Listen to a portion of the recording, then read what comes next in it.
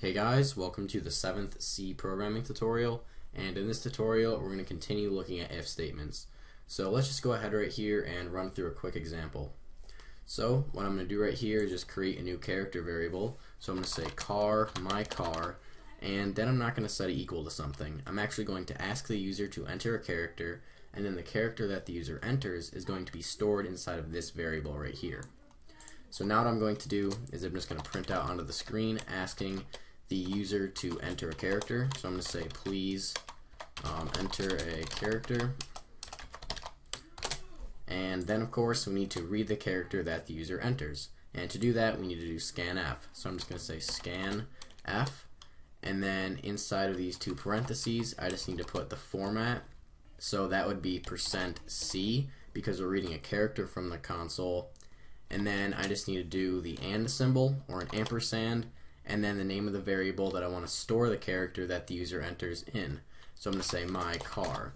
So now what it's just going to do is ask the user to enter a character and then store the character that the user enters in this variable right here. Alright, so now let's say that we want to check and see if the character that the user enters is a capital A. So we're going to say if my car double equals, and then we need to do capital A. And remember, we need to do double equals because we're comparing these. We're not assigning this variable a value. So now we're going to say if my car is equal to A, then we're just going to print out onto the screen hello. So hello, and then I'm just going to do /n to end that line.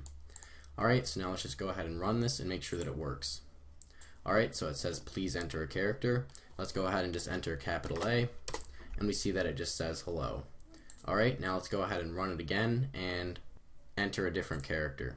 So now I'll just go ahead and enter G, and we see that it doesn't print out anything because it never got to this line of code right here. It would only execute this line of code if the character that the user did enter was a capital A.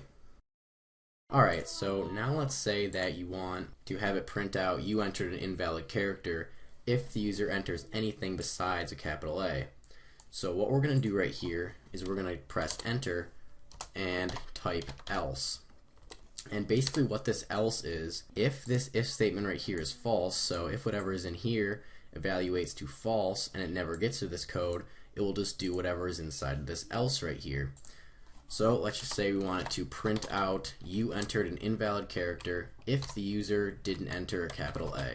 So we're going to say you entered an invalid character. And then of course I'm just going to end the line with a /n.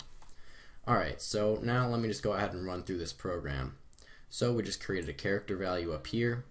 Then we ask the user to enter in a character. Then we read the character that the user enters, and it will store the character that the user enters in this character variable up here. Then what it's going to do is check and see if the value of my character is equal to A, and if it is, it will print out hello.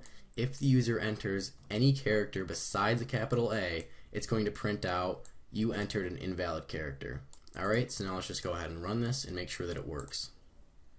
Alright, so I'm going to enter a capital A and we should get hello. Yep, as expected. Now let's go ahead and run it again, and we'll enter any character besides capital A. So this could be an 8 or a 2 or an @ symbol, anything. I'll press enter and we see you entered an invalid character. Alright, so that's pretty much it for this tutorial, so see you guys.